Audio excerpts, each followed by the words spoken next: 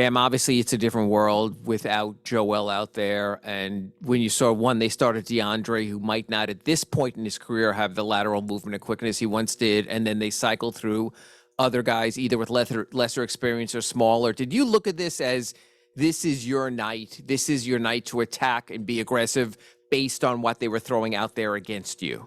I feel like I was just making plays. Finding seams, finding gaps, being patient and taking my time. What sort of lift is it when you see, obviously you knew what the game plan was, but to see PJ picking up James 94 feet for as long as he did, it wasn't just like 1 or 2 possessions, it was like 6 minutes of it. What sort of lift did that give you guys?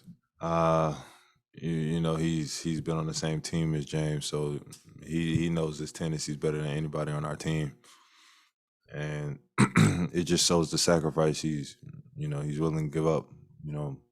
Picking up 94 feet is not easy in the NBA, and especially playing 30 minutes a game and doing that and sacrificing your body for that. So, it's just the utmost respect for him. How important were the offensive rebounds tonight, especially in the first 3 quarters when shots weren't going in as much as you guys would like? Very. We're crashing the glass. Who had the most? PJ had 5 offensive rebounds, and it just shows how physical he is and the little things he do. Always crashing the glass, picking up 94 feet, getting us in second situations, and just being a complete player.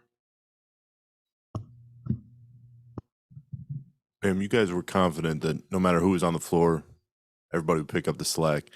Is there any more pressure to win these first 2 because Joel isn't out there and he may return at some point? I feel like the pressure was there from the start, with or without Joel. Getting 2 at home is important in the playoffs. You can't decide how hard you're gonna play because a player isn't out there. It's the playoffs. First to 4. Ben, you probably knew it was only a matter of time before Tyler was going to, explode for one of these big performances. But the connection you guys have for each other, how beneficial is that in these kinds of games, and how have you seen that grown? The connection. He's become one of the top scorers. You can see at that age, that size, doing what he does, and he makes it look easy.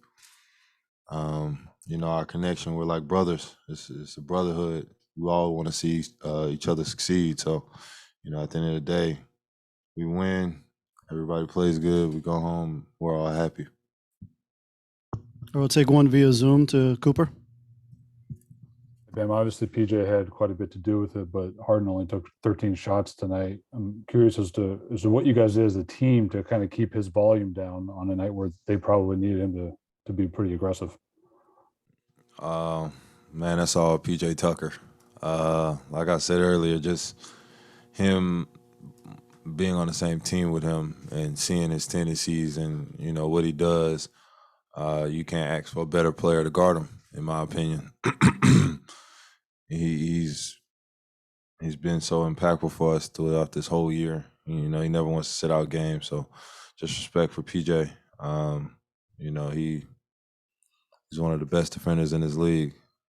Would you compare the way you guys are defending Harden to how you treated Trae Young in the first round? Yes. We want him to take difficult shots. We don't want him to get easy looks, get going. And, PJ is a big part of that. Appreciate it, man. All right, Bam. Thank you. Black Lives Matter, people. Oh, make sure I don't leave my phones.